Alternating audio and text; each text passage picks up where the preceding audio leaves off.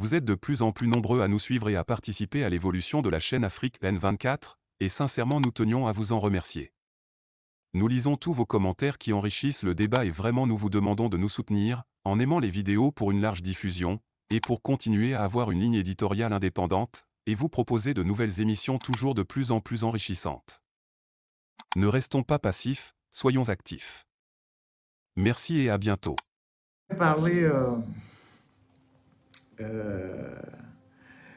Je vais parler des travaux qui sont certains travaux qui sont abandonnés dans la ville de Lomé. Je ne sais pas ce qui nous arrive au Togo. Je ne sais pas notre pays si c'est la malédiction, si c'est l'incompétence, si c'est le manque de vision. Je ne sais pas ce qui nous arrive au Togo. Le Togo est devenu un pays qui a cessé de briller. Tout ce qui est au Togo est sombre. Quand vous arrivez à Lomé, vous voyez tout le monde est nerveux. Tout le monde est tendu. Tout le monde est tendu. Amicia, mais il est tendu. Les gens sont nerveux. Parce que également les circulaires les douamons. À monter les douamons. Tout est difficile dans le pays. Les gens ont les difficultés à joindre les deux bouts. Vous avez les maisons, les gens n'arrivent même pas à badigeonner leurs maisons. Les maisons sont sales. Les maisons sont sales. Les gens n'arrivent même pas à changer la couleur de leur maison, à badigeonner leur maison. Tout le pays est dragon quoi. C'est le pays ne brille pas. C'est comme le temps s'est arrêté. Et ça se reflète dans nos infrastructures. On ne sait pas ce qui se passe. On lance un chantier. Le chantier n'évolue pas. On ne demande de compte à personne. On ne demande rien à personne. Les travaux sont abandonnés. Les gens tombent dans les caniveaux. Les gens tombent dedans. Rien du tout. La route, l'avenue Houphouët-Boigny, qui va déboucher sur Mobutu Sese Seko. Je ne sais pas pourquoi, dans le quartier de Belaba, on a pris les noms des anciens présidents, Houphouët-Boigny, Mobutu Sese Seko, Koukou Benkou, Wazabanga, tout ça, on a donné aux rues. Donc, la route qui part du commissariat du 3e arrondissement, et c'est le seul commissariat qui appartient à l'État togolais, qui a été construit après les indépendances. Ça aussi, c'est le Togo, ça. Depuis les indépendances, le Togo n'a pas construit un commissariat.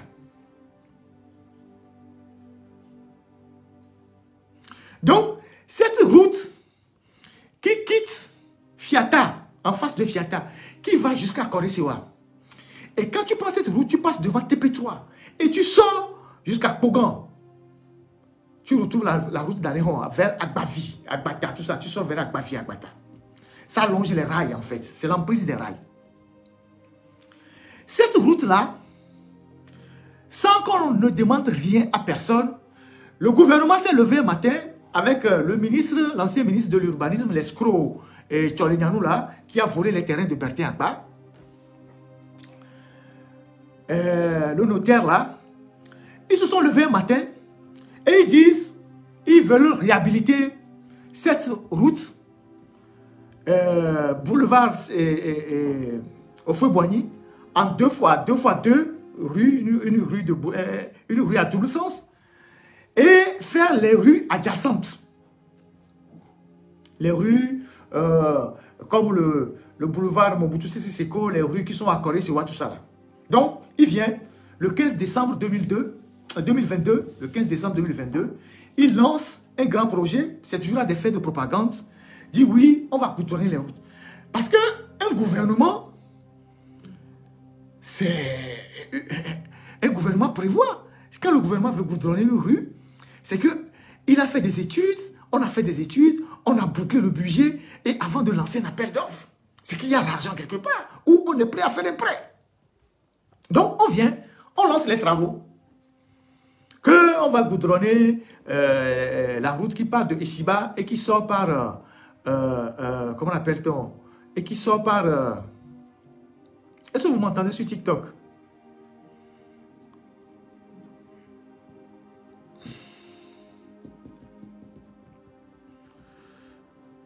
D'accord. Et donc, on lance les travaux. Et le ministre, Kofi Tcholenyanou à l'époque, ministre de l'urbanisme, a glosé de discours en disant oui, dans 12 mois, pour l'axe, je pense, l'axe qui va à Corée-Sewa, les travaux vont finir, il y aura une belle avenue, et l'autre Mobutu Sese Seko dans 16 mois, et toutes les rues avenant là-bas. Et on a annoncé le budget, 28 milliards. 28 milliards pour réhabiliter les voies que je viens de citer. L'avenue ou le boulevard Houphouët-Boigny, plus les avenues Mobutu Sese Seko, tout ça. 28 milliards. Écoutez-moi très bien, 28 milliards. On lance un appel d'offres et une entreprise tunisienne qui est installée au Togo et qui a aussi dans beaucoup de cas de corruption, Soroubat, gagne le marché. Soroubat prend le marché. On débloque l'avance de démarrage. Donc, il y a eu une avance de démarrage qu'on a débloquée. Il y a une avance de démarrage qui a été donnée à l'entreprise. Et l'entreprise déploie son matériel sur le terrain. On commence par faire les excavations pour les ouvrages de drainage, notamment les caniveaux et tout ça. Et puis patatras, les travaux sont arrêtés. Les travaux qu'on devait faire en 12 mois, depuis décembre 2022, jusqu'à ce jour, tous ces chantiers sont abandonnés au cœur de la ville de Lomé. Et quand il pleut, toute la route là, qui va au marché de Bain se transforme en un véritable lac. Avec le débordement d'eau dans tous les quartiers. Le quartier environnant. Les gens sont dans la boue.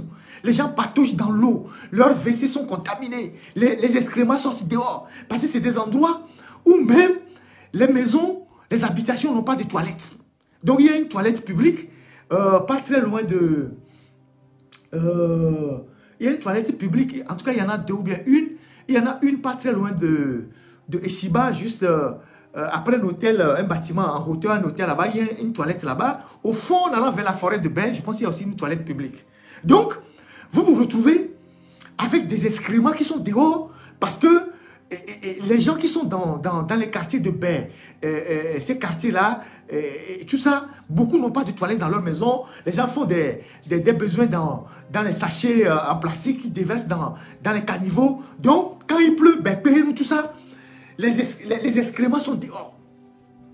Tout est dehors. Et certains profitent pour vider même leur puisard. Ils mettent toute la merde sur la route. Et c'est dans ce quartier-là que vous voyez des bars qui sont alignés, les restaurants qui sont alignés, les buvettes qui sont alignées. Il y a à côté les ordures, les saletés, la boue, et les gens sont à côté, les gens boivent. Les gens mangent. Le soir, les gens viennent manger la viande de porc, les titingas, dans la boue, dans les saletés. Le Togo qui était reconnu pour un pays très propre, avec une hygiène incroyable. À l'époque, on avait les services d'hygiène qui étaient très efficaces. Aujourd'hui, les gens sont dans la boue. Ça mange un peu de saleté. Après, on s'étonne qu'il y a le choléra qui fait ravage. Alors que cette route, on pouvait la faire en 12 mois. 12 mois, eux-mêmes, ils ont dit. C'est une route qui fait de Fiata, du commissariat du 3e arrondissement, à Corée-Sewa, au rond-point d'Akoré-Sewa. La route ne fait pas 5 km. La route là ne fait pas 5 km. Et moi, que Djolé, Fiata, les commissariats du 3e arrondissement, va déboucher et moi, à Corée-Sewa, le rond-point, moi, 5 km. Mais on même les deux 5 km. On n'arrive pas à goudronner 5 km au cœur de la ville de Lomé. On veut construire une autoroute de Lomé-Tapaon. On est sérieux là? On n'arrive pas à goudronner 5 km au cœur de Lomé. Et on veut faire le goudron de Lomé assez cassé. On veut faire, on veut faire, je ne sais pas quoi ils ont dit, autoroute de l'espoir ou bien je ne sais pas quoi. 5 km. Les gens sont là-bas en train de souffrir. Actuellement. Et quand il pleut, tout le monde tient sa tête. Il n'y a pas de route. Les étudiants viennent dedans laver leur moto avec toute la merde, les déchets, tout ça. On ne peut pas comprendre. Et pourtant, on a un ministère des Travaux publics. On a un ministère qui s'occupe du cadre de vie. Ministère de l'urbanisme et du cadre de vie. Justement, c'est ce ministère qui a lancé les travaux. Le ministère de Tcholéniano, qui est aujourd'hui présidé par, qui a été présidé par Adédié et qui est présidé aujourd'hui par, comment elle s'appelle là, l'ancienne présidente de l'Assemblée nationale, là, comment elle s'appelle? Kuigan, je ne sais pas comment elle s'appelle là, l'ancienne présidente de l'Assemblée nationale, je ne sais pas comment. C'est pas Kuigan. Les noms se ressemblent tellement que parfois je me... Chantou, voilà, Chantal Tchegan. C'est ça. Aujourd'hui, c'est Tchegan qui est ministre, ministre de l'urbanisme et de cadre de vie. Qu'est-ce qu'on entend par cadre de vie? Qu'est-ce qu'on entend par urbanisme et cadre de vie dans une capitale?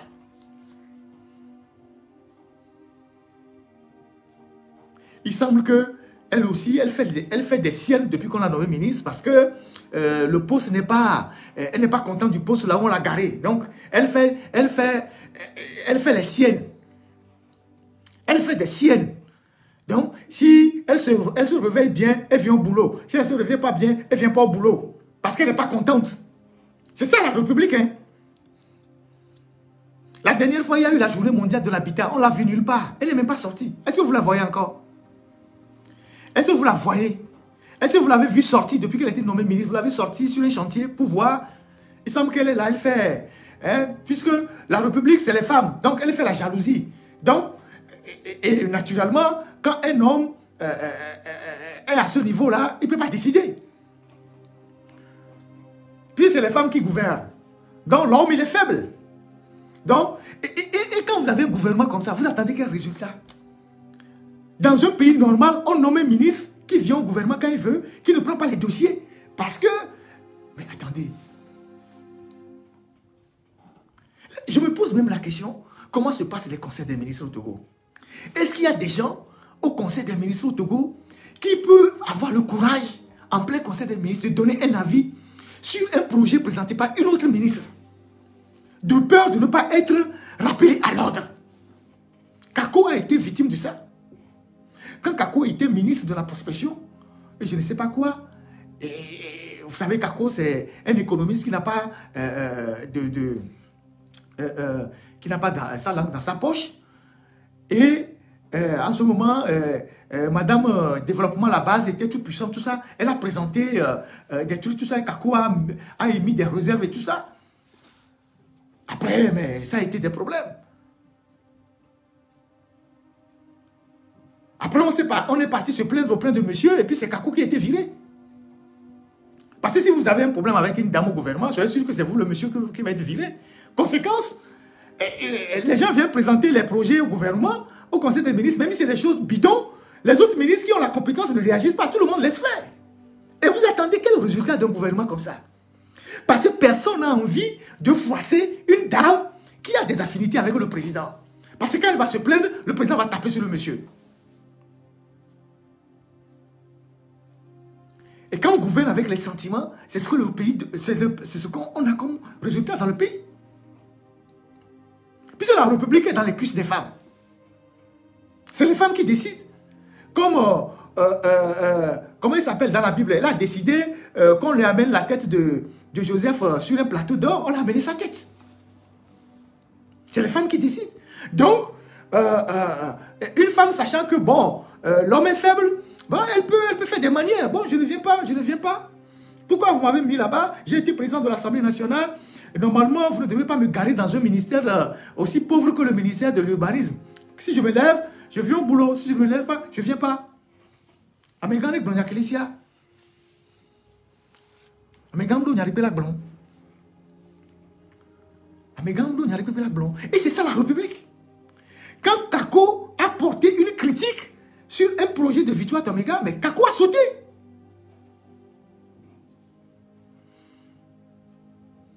Le maïs n'a jamais raison à côté du coq. Hein. Kako a sauté. Quand la femme s'est plainte, on a dégagé le monsieur.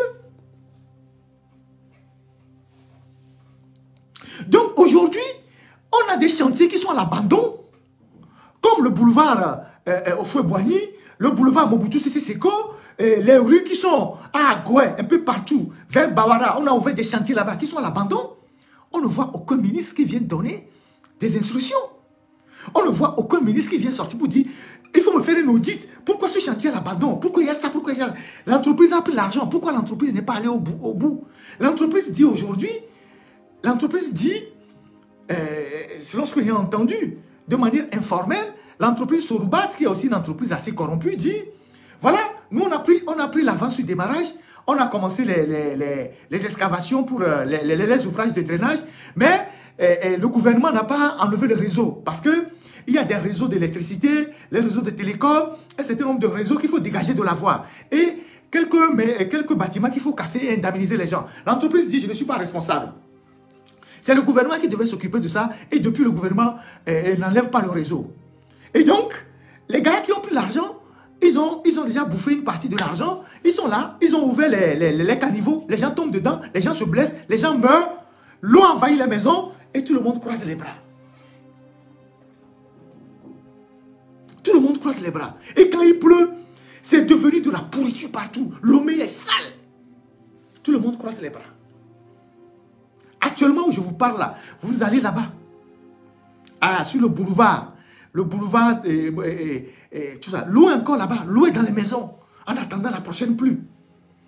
Baba, la fille de Pipi, Founon pour livre et les mouets. La fille de Pipi, le mouet. Et les gens sont là-bas, les gens mangent à côté. On a un ministère de la santé. C'est des problèmes de santé publique. On a un ministère de l'hygiène publique. Personne ne se lève pour dire arrêtez-moi ça.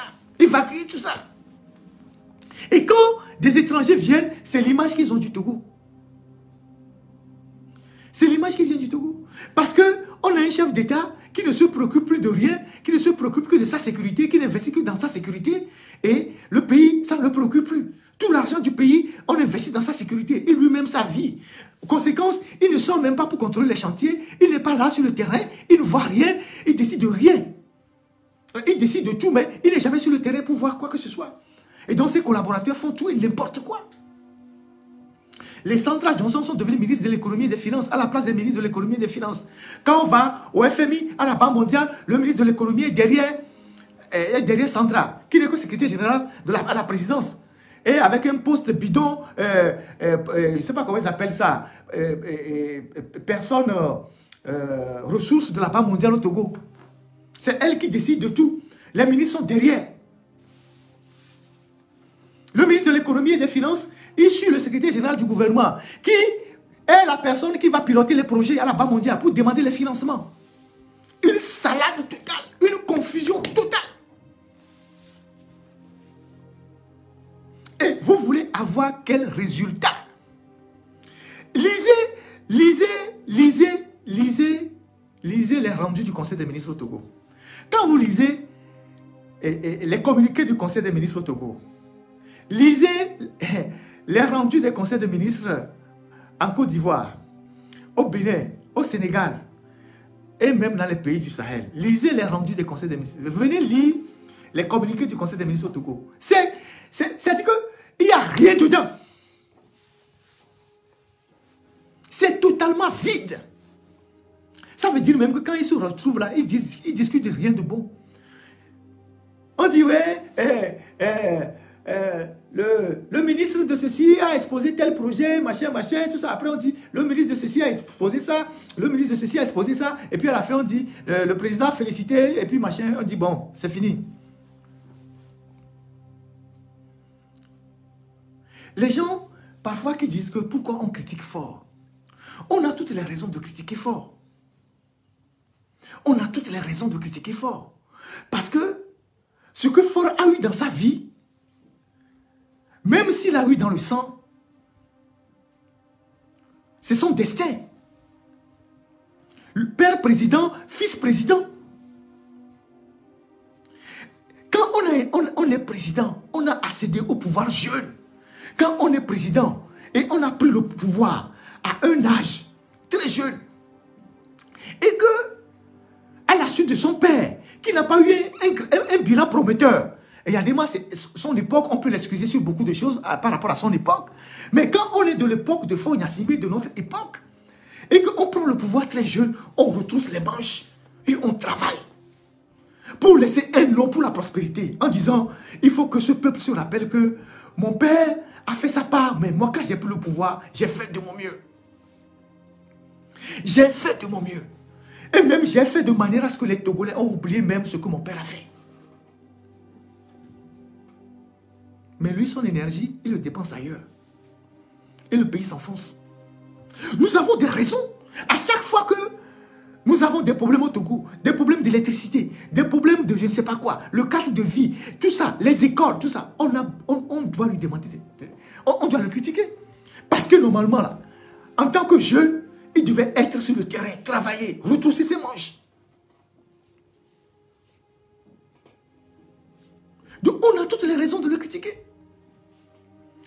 Les gens qui sont comme les Ouattara, qui ont 80 ans aujourd'hui, les Patrice Talon qui sont dans les 70 ans, ils n'ont pas l'âge de Faure. Mais regardez le travail qu'ils ont fait malgré leur âge. Regardez le travail qu'ils ont fait malgré leur âge. Vous avez le président ghanéen qui est en train de partir dans 2 mois. Malgré tout ce qu'on dit au Ghana, il a bossé.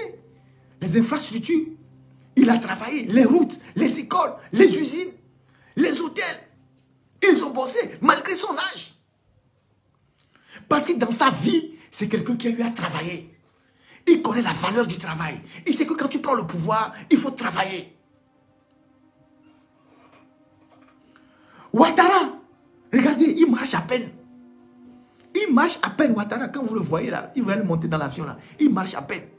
Mais il travaille. Il a un entourage qui travaille. Il demande des résultats. Son directeur, ou bien je ne sais pas, son ministre et gouverneur de Abidjan là, comment il s'appelle, Cissé Bakongo, il est en train de casser tous les jours Abidjan, il fait les routes, tout ça. Il fait des parcs, il construit des infrastructures, des marchés. Il travaille. Parce que le président lui demande des comptes rendus. Le président lit les dossiers, il lit les documents. Chez nous, non. Non. Personne ne travaille. C'est la fête tout le temps. C'est la fête tout le temps. C'est les histoires de commérage. C'est les femmes qui se font la guerre. Chacun vient dire pour lui. Et le chef tranche. Selon qu'il a le sentiment pour X ou Y, il tranche. Et vous voulez que ce pays ait quel résultat? Conséquence, il y a plein de chantiers qui sont à l'abandon. Et on ne sait pas qui va dire, arrêtez-moi ça.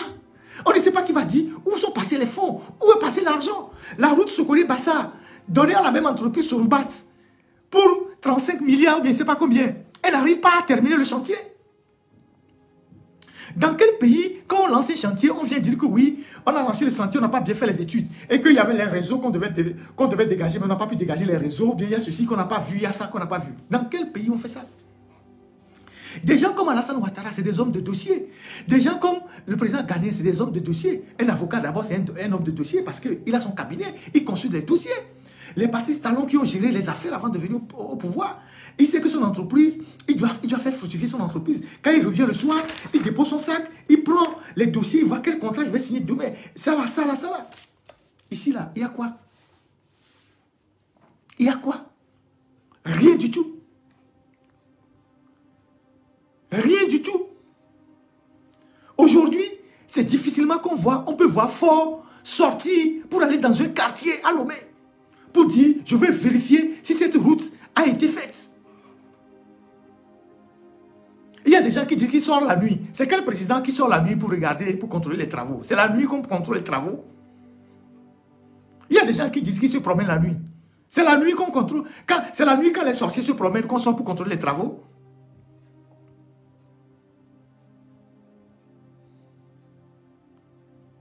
On ne peut pas dire, on a vu le président sur ce chantier, en train de vérifier, est-ce que les normes ont été respectées, est-ce que le goudron a été posé, qu'est-ce qui se passe, pourquoi ici il y a ça, pourquoi il y a ça, quel ministre est responsable, interpellez-le, faites-moi un rapport, pourquoi il y a ci, pourquoi on a débloqué l'argent a disparu.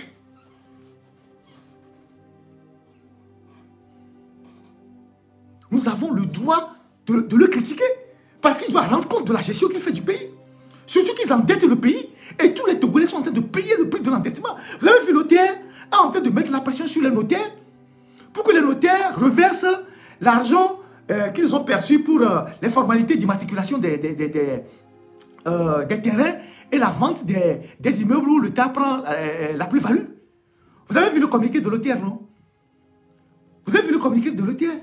L'OTR est sur le dos de tout le monde, en train de faire la pression. Pourquoi l'OTR fait la pression? Parce qu'effectivement, on a endetté le pays. Il faut payer la dette, il faut payer les intérêts de la dette. Donc c'est le pays qui souffre de ça. Donc nous sommes liés.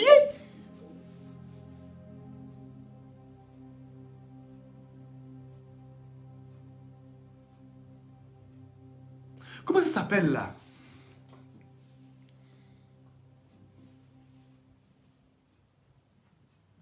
Cette théorie économique de l'effet multiplicateur des revenus qu'on a étudié au niveau de l'histoire des faits économiques et sociaux. Bon, ça m'échappe. Bon, c'est nos anciens cours. Mais l'économie, c'est un enchevêtrement. C'est un enchevêtrement. C'est un enchevêtrement d'éléments.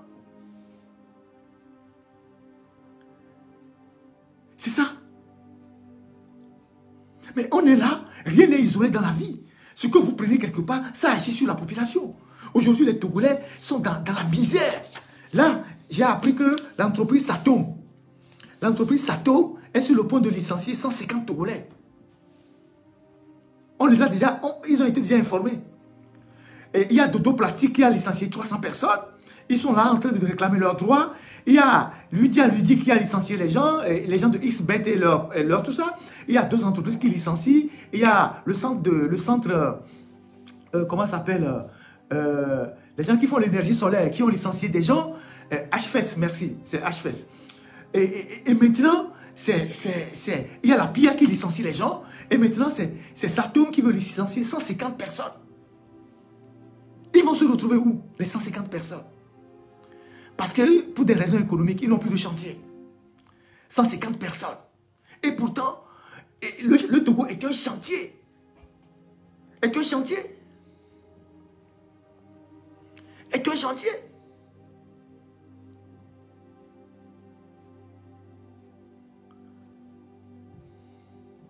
Effectivement, même les pays qui sont en guerre ou qui sont sortis de guerre présentent un visage plus luxueux que le Togo, un visage plus reluisant que le Togo. Au Togo, tout est terne.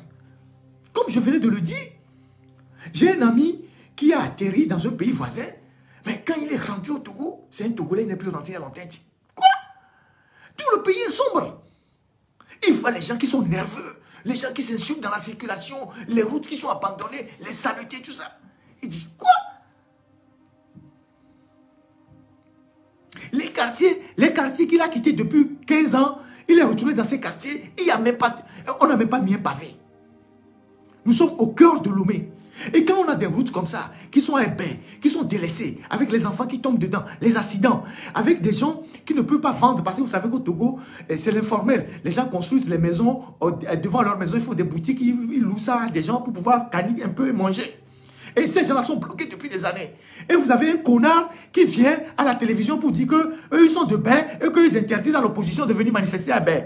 Il n'est pas déjà allé demander des comptes à ceux qui ont abandonné le chantier au cœur de bain là-bas qui tuent les gens. Des Tintins. Parce que lui aussi, il cherche sa pitance journalière. Donc il faut qu'il se manifeste quelque part pour qu'on lui donne quelque chose.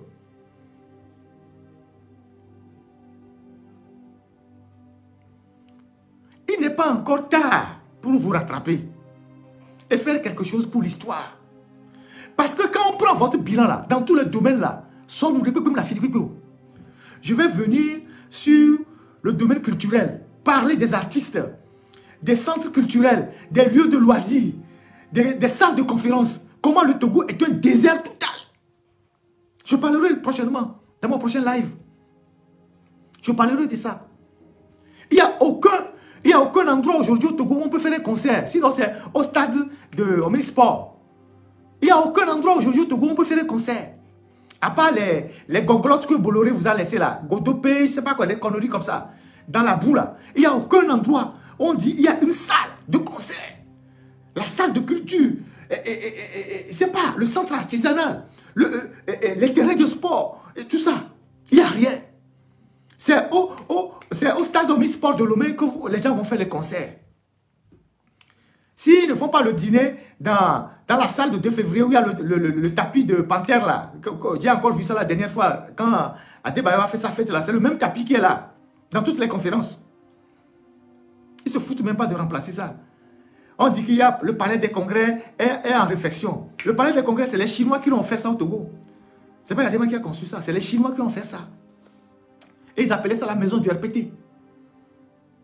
Maison du RPT. Et tout est pourri là-bas. Tout est pourri là-bas. Là, on dit qu'on est en train de rénover ça. Pendant ce temps, les autres, les infrastructures, on ne sait même pas si demain, par exemple, avec tous les réserves qui ont été pris par les gens, si on veut délocaliser un certain nombre d'infrastructures dans la périphérie de la capitale, si on a des terrains réservés pour ça, si on a un cimetière, par exemple, à faire demain, si on veut créer une nouvelle prison, on veut fermer l'ancienne prison, est-ce qu'il y a des espaces qui sont là pour ça? Est-ce qu'il y a une planification? Rien de tout ça.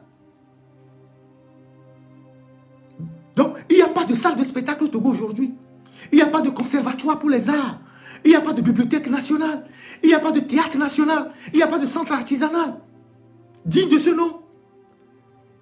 Il n'y a pas de hall des sports. Le Bénin a eu son premier hall des sports dans les années 76 ou je ne sais pas quoi. Au temps de la révolution de Kérékou. Le hall de sport qui est sur, c'est pas l'avenue Saint-Michel à Cotonou là. C'est dans les années 76. Ils en ont construit d'autres. Les centres de conférence, ils en ont partout. Côte d'Ivoire, ils en ont partout. Le Ghana, partout. Et Burkina Faso, partout. Mali, partout. Au Togo, il n'y a rien. Il n'y a pas de salle de conférence. C'est 2 février.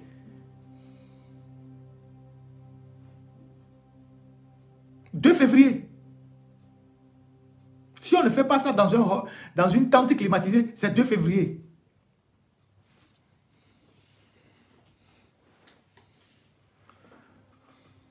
Ou des fois. Et pourtant, la nature nous a dotés de toutes les richesses. Vous allez voir que c'est le désert total. Le désert des infrastructures. Désert total. Le désert total. Quelle fierté vous tirez de ça? Quelle fierté vous tirez de ça? Et quand on parle, il y a des gens qui viennent pour dire que non, que vous exagérez. On exagère par rapport à quoi? On exagère par rapport à quoi? Ford aurait pu se mettre au travail. Et c'est la jeunesse togolaise même qui devait aujourd'hui le porter. C'est la jeunesse togolaise qui devait être son défenseur. C'est les jeunes qui devaient dire que non, son père, on a vu comment son père a fait. Lui, il est venu, on a vu comment ça a changé. Le Togo aujourd'hui, l'un des pays les plus corrompus. Mais on n'a jamais arrêté un corrompu au Togo. Parce que la corruption est verticale au Togo. Ça descend du sommet jusqu'à la base. Quand il y a un scandale, vous fouillez dedans, vous finissez par trouver celui qui est au sommet de la pyramide, dans le scandale. Conséquence, l'impunité est garantie à tous ceux qui sont au niveau de la pyramide. L'impunité est garantie à tout le monde. Tous les scandales financiers qui se sont succédés au Togo, vous avez vu on a arrêté quelqu'un? Vous avez vu on a arrêté quelqu'un? Mais à Togoto, né Amériva Miagboa, Milak pour écoute en nous. Il y avait des photos, les Amazon à bord, il y a des monuments à bord. Il y a sur Facebook, dit, après, il y a sur Valomé. Il va Valomé, il va nous défendre fort. Bon, ben, je ne viens aller au dos. Voilà, mais tu vas me boire, monument avec les lois. Mais là, pour le écoute en nous. Mais les mots dit, comme Akraya dit, mais là, écoute en nous. Avec des photos. Ah, des photos, moi, Dodo, couteau, mais à il y avait Instagram, couteau, dit, ah, j'étais un week-end à Cotonou et tout ça. Voilà, il va l'homme, mais avant de défendre. Togo, petit doigt, qui est moulé au dos, garde les pépés. Non, boulons, et non. Avec qui ont 20 ans le pouvoir. Vous savez ce que c'est que 20 ans dans la vie d'un pays et d'une génération? Vous savez ce que c'est 20 ans? Vous savez ce que c'est que 20 ans? Avec on est coupé pendant 20 ans. Il va faire quoi après? Surtout qu'aujourd'hui, son programme, c'est sa sécurité. Aujourd'hui, tout ce qu'il fait, c'est sa sécurité. Ce n'est même plus le Togo. Tout ce qu'il fait, c'est sa sécurité. Tout ce qu'il fait, c'est sa sécurité. Et du coup, et Burkina, Niger, écoute-moi, président, il a chantier pour vérifier. Ils sont en guerre, hein. Mais ils sortent. Il a chantier Audi. On les chantier Audi tous les jours pour vérifier. Côte d'Ivoire, Togbémou, Alassane Ouattara, il va venir, il a chantier dit. Gabon, Oligui, lui, bon, il sort, il danse. Il est sur les chantiers, il danse.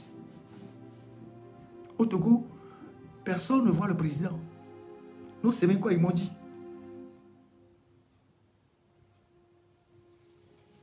Il est plus à l'extérieur qu'à l'intérieur. Et on n'est pas certain que ça finisse demain. Puisqu'il n'offre aucune alternative au peuple. Il ne veut pas partir. Donc on ne sait pas quand est-ce que on va vraiment démarrer. Tant qu'il est là, tout est bloqué. Tant qu'il est là, tout est bloqué.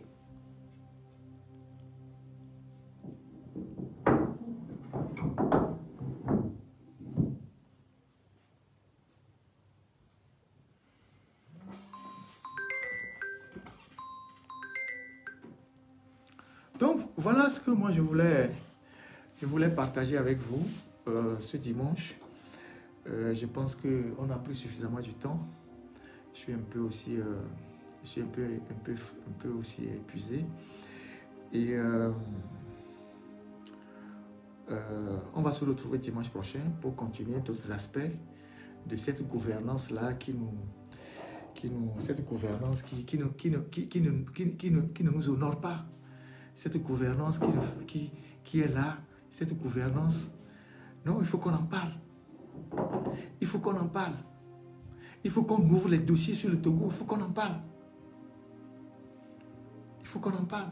Je sais qu'ils sont là dans le direct avec des faux profils, ils sont là. Ils sont aussi sur les pages pirates parce que ce direct qui est diffusé actuellement, c'est plus de 20 000 personnes qui suivent le direct avec les pages pirates. Ils sont là. On ne leur demande pas de nous ramener la lune. On ne leur demande pas de nous ramener le soleil. Le peuple togolais n'a pas besoin de ça. Les Togolais ont juste besoin de vivre. Les gens disent l'argent ne circule pas. Tu vas à Lomé, l'argent ne circule pas. Tous les Togolais sont devenus des mendiants. Et gamins, les Djouamo, les femmes vont marcher, elles ne vendent rien. Nos mamans vont marcher, elles ne vendent rien. L'argent ne circule qu'entre vous. Dans le champagne, dans la belle vie, dans le cognac, dans les grosses voitures, dans les billets d'avion. Rien ne circule dans le pays. Et les martiaux, même Togo Toko et Djuta, Yokanafu régime, quel projet vous pouvez amener à Lomé? Qu'est-ce que vous pouvez amener à Lomé? Qu'est-ce qui marche à Lomé aujourd'hui vous pouvez faire? À part une chambre de passage et un bar. Même les bars maintenant, il y en a tellement que certains ne vendent même plus. Nous, Kémiraté, on les Lomé. Quel projet vous pouvez ramener au Togo?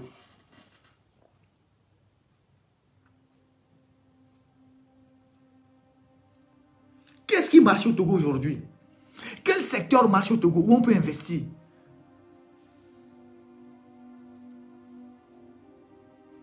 À cause de quoi? À cause d'un groupe d'individus qui ont bloqué un pays.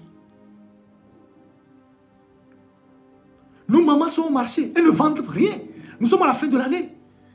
Moi, je reçois des retours. Les gens qui ont commandé des trucs, tout ça, en Chine, tout ça, personne ne vient. Puisque les Ghanéens ne viennent plus, la monnaie a chuté, les Béninois ne viennent plus, les Béninoises ne viennent plus. Elles ont les pailles dans les magasins, mais l'OTR est derrière eux, les impôts sont derrière eux, les mairies sont derrière eux. C'est quoi ce pays? Et puis ça fait des années qu'on en parle.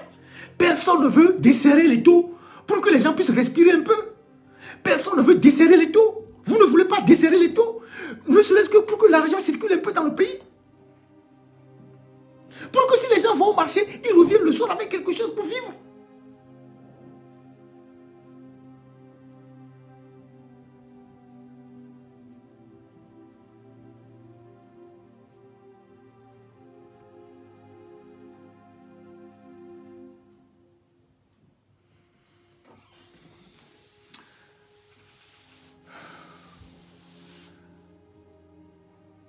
tout cas,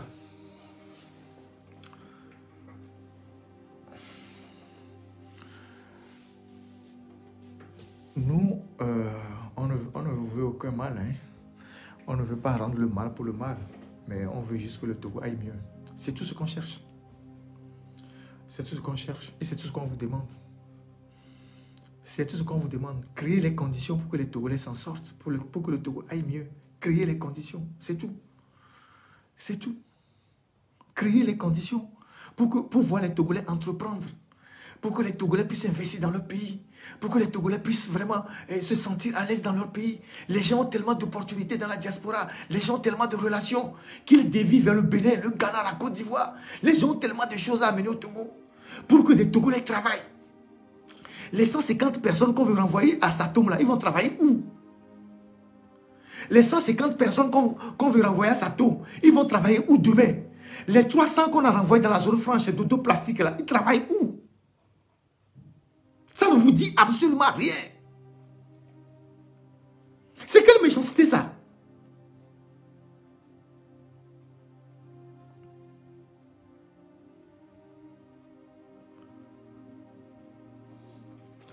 Moi, je fais ma part. L'histoire retiendra que moi, j'ai fait ma part. Je ne suis pas parfait, je ne suis pas le meilleur du monde, je n'ai pas la science infuse, mais Dieu m'a donné au moins une qualité, c'est de dénoncer. C'est d'avoir le courage de dire ce que personne ne dit. Moi, je dis ça. Après, les Togolais, c'est à vous. C'est à vous. Il y a des gens qui m'ont saisi la dernière fois qu'ils sont à Davier, que quelqu'un est venu qui est en train de clôturer leur terrain et leur maison sur des dizaines, des centaines de mètres. Je dis, mais vous avez acheté des terrains, vous habitez, quelqu'un vient vous encercler, vous ne réagissez pas, il dit qu'ils ont peur. Je dis, ah bon? Donc vous avez acheté des terrains, quelqu'un vient pour vous l'arracher et vous ne pouvez rien faire. Donc moi qui suis à l'extérieur, c'est moi qui vais descendre pour venir prendre le terrain pour vous donner. Restez là-bas. Vous n'avez rien vu. Restez là-bas. Il y a un planiban. Il y a un planiban. Il y a un planiban. Il y a un planiban. Il y a mis sous bord les quartiers, mais Davier, à mon planiban, on va me dire, soit fileva, on va les dire, on va pas dire, on va les tampano, à mon planiban, tout ça là, d'Agnamo, pour me petit matin, quoi, soit pachak, quoi, nyameo. Mais les fous, mais les faux. Voilà, planiban, les nyasiers. Mais les fous, je préfère chaque week-end plutôt que de lutter pour vos droits. Je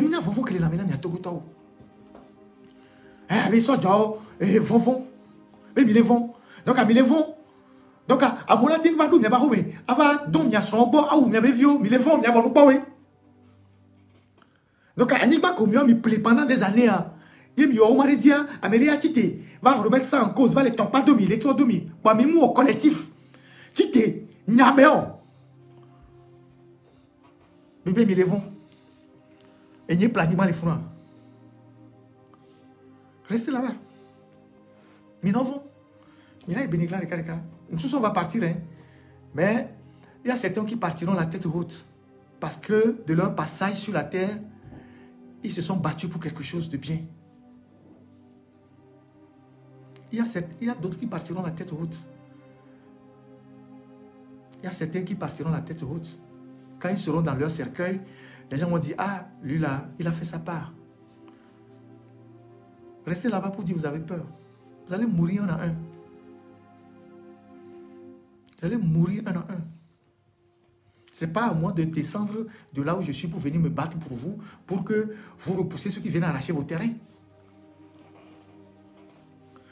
Qu'est-ce qu'on a mis en vous? C'est vrai que ceux qui gouvernent le pays, ils font beaucoup de pratiques mystiques, tout ça sur le pays. Je reviendrai sur ce dossier-là.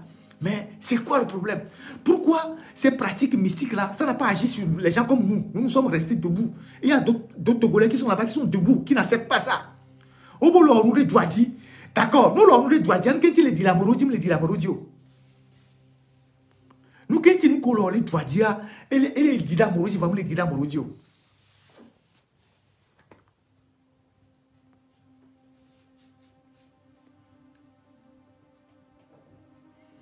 Hein? Pourquoi?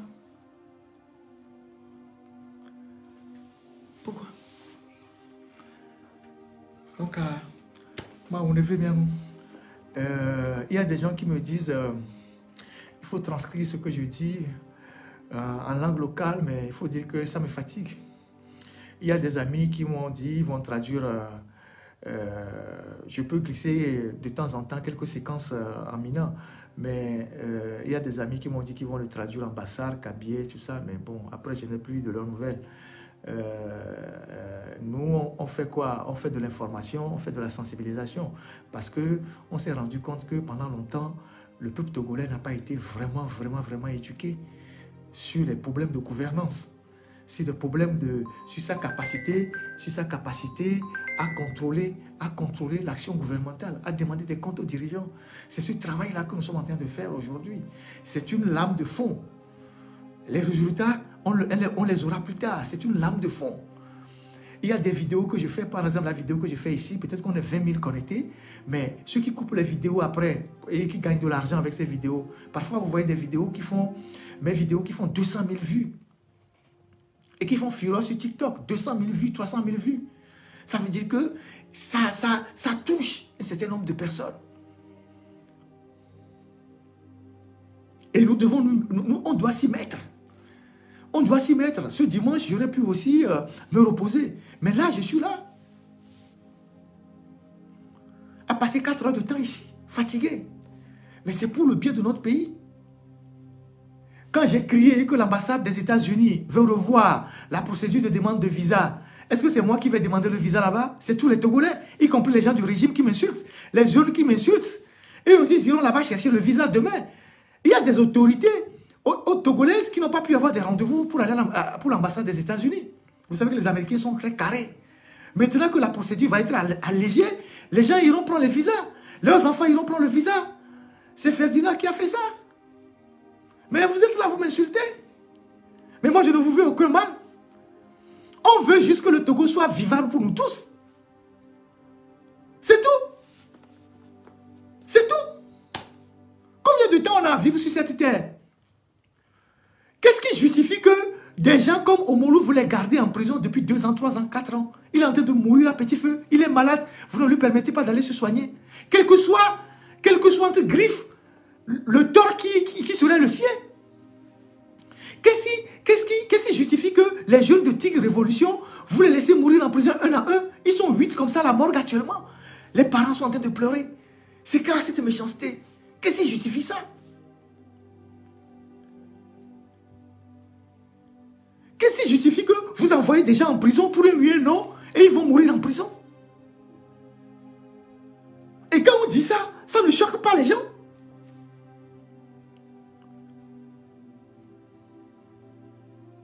Ça ne choque pas les gens.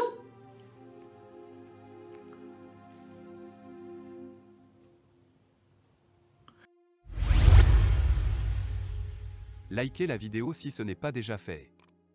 Laissez aussi votre point de vue en commentaire. Abonnez-vous et cliquez aussi sur la petite cloche de notification pour ne rien rater de nos prochaines vidéos. N'oubliez pas de partager aussi la vidéo et de la liker.